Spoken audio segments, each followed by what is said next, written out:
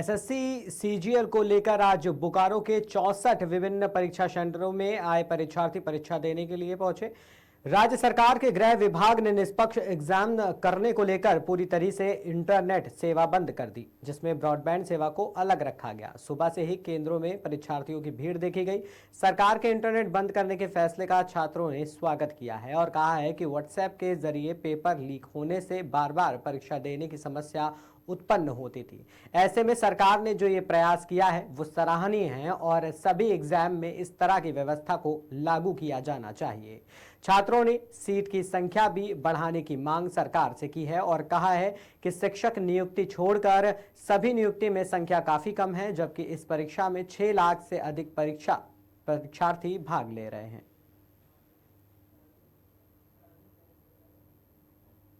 लग तो रहा है मगर आने जाने में बड़ा दिक्कत हो रहा है। इंटरनेट बस सुबह ही बंद कर दिया है और हम लोग को स्कूल ढूंढने में थोड़ा परेशानी हो रहा है।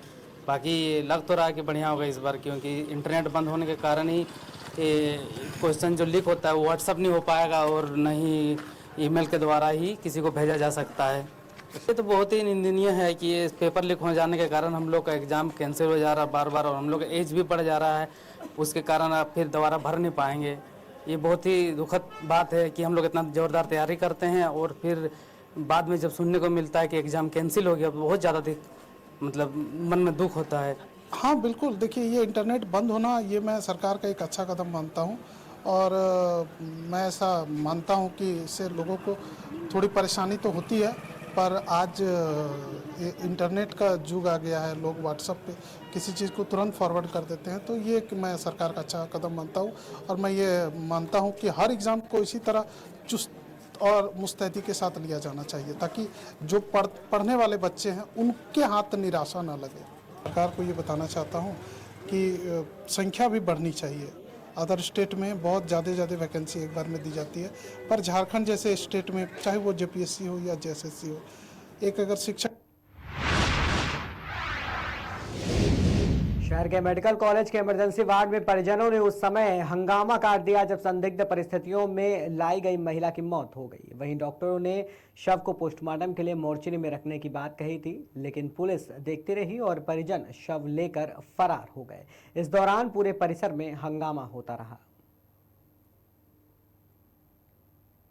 मामला ये है कि इनका पेशेंट आया था तकरीबन वही 8:45 के करीब में, 8:30 8:45 के बीच में, और सांस उसकी फूल रही थी। जैसा इन लोगों ने बताया कि अभी 5 दिन पहले डिलीवरी हुई है और सांस फूल रही है, तो उस हिसाब से पेशेंट को देख करके उसका प्राइमरी ट्रीटमेंट उसी तरीके से किया जा रहा था। बट अगले 20-25 मिनट के बाद उसको सडन अरेस्ट हुआ है, और जब अरेस्ट हुआ है तो जो फेना निकल रहा था उसके नाक और मुँह से, उसमें जो दुर्गंध थी वो एक इंसेक्टिसाइड की थी। इसकी वजह से संदेह हुआ और बॉडी को मार्चरी में रखने के लिए कहा गया, लेकिन उनके परिजनों ने काफी ज्यादा झगड़ा लड़ाई यहाँ पे की और बॉडी को लेकर के चले गए यहाँ से। क्या नाम है इसका, कहाँ का? रेखा देवी नाम है मरीज का, और ये दरगाह थाने क्षेत्र में है गाँव इसका। क्या मतलब संदिग्ध अवस्था में ये लाए गए थे? पॉइजनिंग का मामला? हाँ, पॉइजनिंग का मामला बाद में कंफर्म हुआ है जब उसके मुंह से झाग निकल रहा। तो 100 परिजन लेके चले गए? परिजन लेके गए। तो मामला ये है कि इनका बहराइच से खबर सामने आई है, जहां संदिग्ध परिस्थितियों में ट्रेन से कटकर युवक की मौत हो गई। बता दें, युवक का ट्रेन की पटरी के बगल में शव बरामद हुआ। फिलहाल सूचना पर पहुंची पुलिस स्थानीय थाना की पुलिस जांच में जुट गई है। थाना पयागपुर क्षेत्र के सरसा गांव रहने वाला ये मृतक बताया जा रहा है।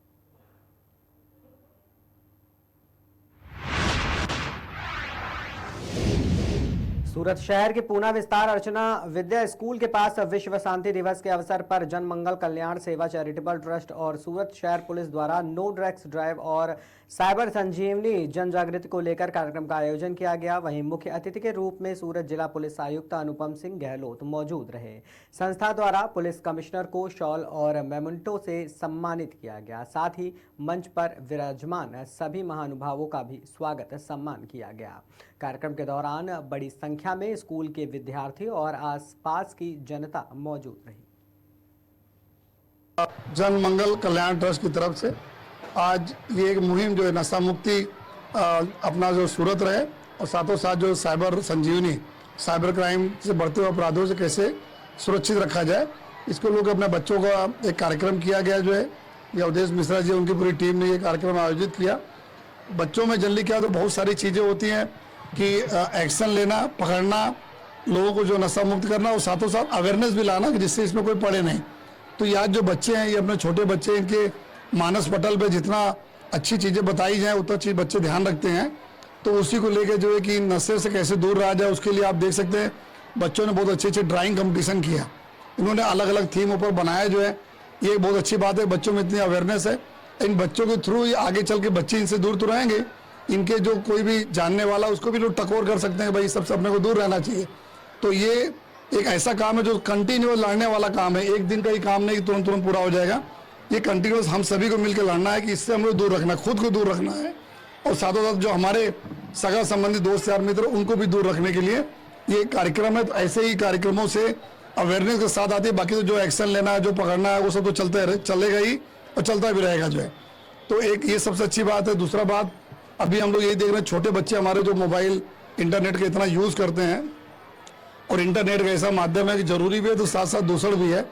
तो उसमें बहुत सारे ऐसे जो साइबर चीटर होते हैं, पूरे विश्व में कहीं भी बैठ के इन छोटे बच्चों को भी लोग निशान बनाते हैं। इन बच्चों के थ्रू उनके पेरेंट्स से पैसा उगराते हैं, पैसे का एक्सटॉर्शन करते हैं, इनका गलत फोटो वगैरह पे मॉर्फिंग करके दूसरा फोटो किसी और वीडियो वगैरह पर रख के इस तरह से करते हैं। तो बच्चों को भी जानना जरूरी है कि कभी ऐसा हो तो घबराए नहीं, और उनके पेरेंट्स भी घबराए नहीं, तो पुलिस को बताया या 1930 पे कांटेक्ट करें, तभी ये मिलकर जो साइबर क्रिमिनल्स है उससे बचा जा सकता है। दूसरी बात, बहुत सारे होते हैं बच्चों को ऐसा गेम खिलाया जाता है मोबाइल पे, कोई बड़े घातक गेम होते हैं, कुछ कुछ ऐसे चैलेंजेस उनको दिए जाते हैं कि अब आप ये करोगे, अब आप ये करोगे, आप ये करोगे, उसके वजह से भी एक उन बच्चों के लिए भी खतरा रहता है, और वो कुछ भी कई गेम ऐसे कुछ भी कर देते हैं बच्चे, वो भी इनको जानना जरूरी है कि हमें ऐसी चीज़ों से दूर रहना है। ये बहुत सारी चीज़ें जब तक इनको बताएंगे नहीं, इनसे बातें नहीं करेंगे, तब तक बच्चों को ये ख्याल भी नहीं पड़ेगा। उस हिसाब से जो आज ये कार्यक्रम रखा गया जन मंगल कल्याण ट्रस्ट की तरफ से, स्कूल के अथॉरिटीज की तरफ से, सारे लोग जितने लोग जुड़े हुए हैं उनको मैं खूब खूब अभिनंदन देता हूँ। जन मंगल कल्याण